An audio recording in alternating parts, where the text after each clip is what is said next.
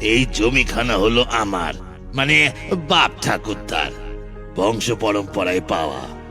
বিয়ে তা করিনি, তাই আমার ছেলে পুলে বলতে কেউই নেই।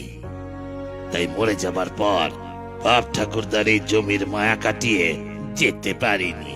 জমিখানা আগলে রেখে মোট 50 বছর ধরে এখানেই পড়ে রয়েছি। তা এখন কি সমস্যা? সমস্যা আর বলে সমস্যা, এক দুষ্টু ব্যবসায়ী এসেছিল একটু আগে।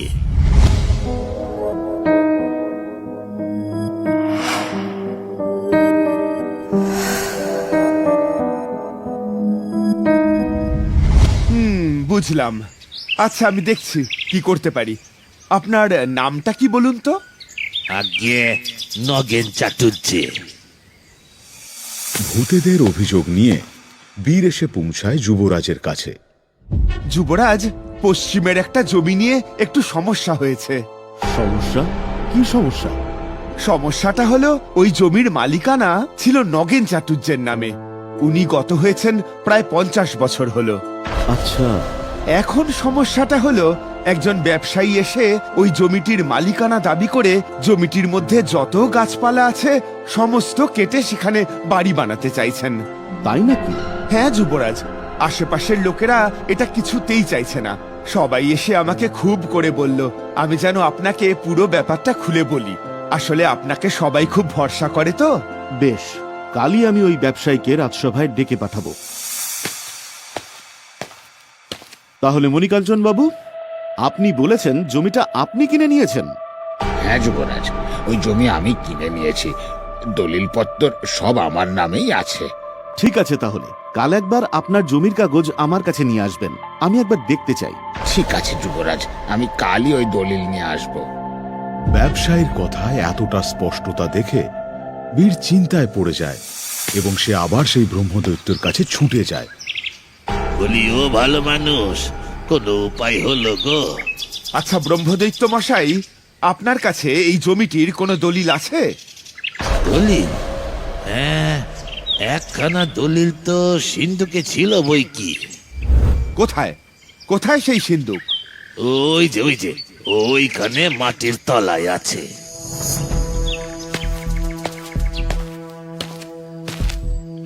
এরপর বীর তার কুড়ুল দিয়ে মাটি কাটতে শুরু করে। বেশ কিছুক্ষণ মাটি কাটার পরে সেখান থেকে বেরিয়ে আসে সেই সিন্দুক।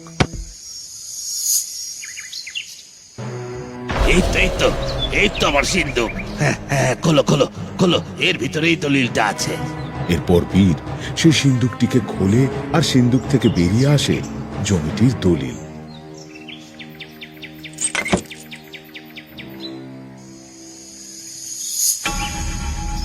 এই তো, এটাই তো মনে হচ্ছে সেই দলিল।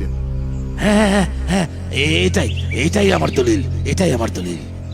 দলিলটি নিয়ে এদিক ওদিক দেখাতে থাকে বীর, কিন্তু বহু বছর হয়ে যাবার কারণে দলিলের সমস্ত লেখা উঠে গিয়ে প্রায় সাদা হয়ে গেছে। এ বাবা, দলিলের সব লেখা উঠে গিয়ে তো দলিল পুরো সাদা হয়ে গেছে, কোনো লেখাই তো বোঝা যাচ্ছে না।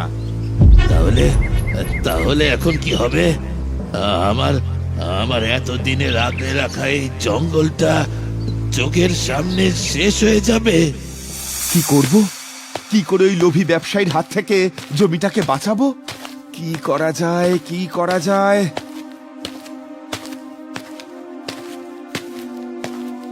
কি হয়েছে বীর?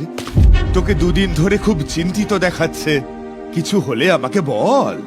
এরপর বীর কাঠুরিয়াকে সমস্ত ঘটনা খুলে বলে।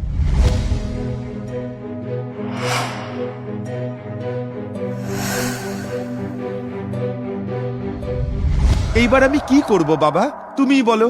ওই ব্যবসায়ীর কাছে নকল দলিল রয়েছে, ওই দলিল দিয়ে ও ঠিক প্রমাণ করে দেবে যে ওই জমিটা আসলে ওর।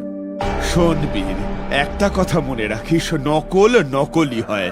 সেই নকল দিয়ে কখনো আসল প্রমাণ করা যায় না। সেখানে কোনো না কোনো ত্রুটি থাকবেই। সেই ত্রুটিটা খুঁজে বার করার চেষ্টা কর, দেখবি তোর সব সমস্যার সমাধান হয়ে যাবে।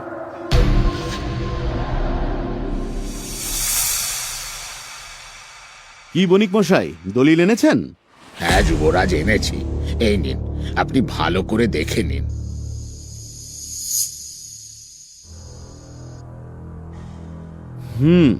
সবই তো দেখছি ঠিক আছে। তাহলে বীর, তুমি যে বললে জমিটা উনি জোরপূর্বক দখল করেছেন? যুবরাজ, আমি একবার দলিলটি দেখতে চাই। যুবরাজ তো বলছেন সব ঠিক আছে, তুমি আবার কি দেখবে? হয়তো আমারই কোনো ভুল হয়েছিল, তাই আমি নিজের চোখে একবার দলিলটি দেখতে চাই যুবরাজ। বেশ, এই নাও দেখো।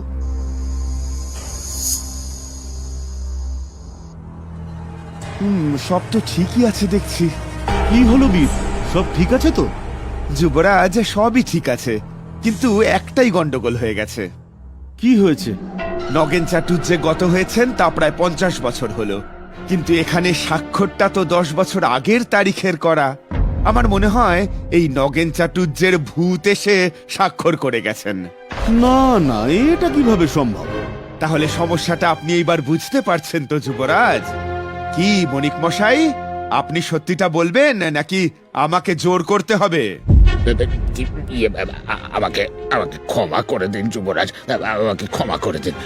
আমি আসলে লোভে পড়ে কাজটা করে ফেলেছি, আমাকে দয়া করে ক্ষমা করে দিন। আমার রাজ্যে যে দুর্নীতি করে তার কোনো ক্ষমা নেই। সেনাপতি, আজ্ঞে যুবরাজ। এক্ষুনি এই বণিককে কারাগারে বন্দী করো।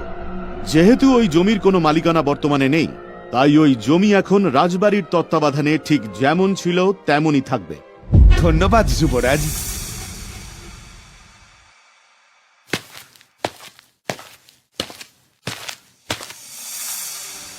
সবই তো শুনলে, আর তোমাদের কোনো ভয় নেই। এই জমি যেমন ছিল ঠিক তেমনই থাকবে। তোমাদের নিজেদের জায়গা ছেড়ে আর কোথাও যেতে হবে না। ধন্যবাদ, ধন্যবাদ ভালো মানুষ। তোমার মতো ভালো মানুষ আমি আগে দেখিনি। তুমি আমাদের জন্য যা করলে তার জন্য তোমার কাছে সারা জীবন আমরা কৃতজ্ঞ থাকবো। আমাদের যদি কোনো সাহায্যের তোমার প্রয়োজন হয় তাহলে আমাদের জানাতে ভুলো না কিন্তু। হ্যাঁ, নিশ্চয়ই। এখন তবে আমি আসি। এসো ভালো মানুষ, এসো গো, এসো এসো।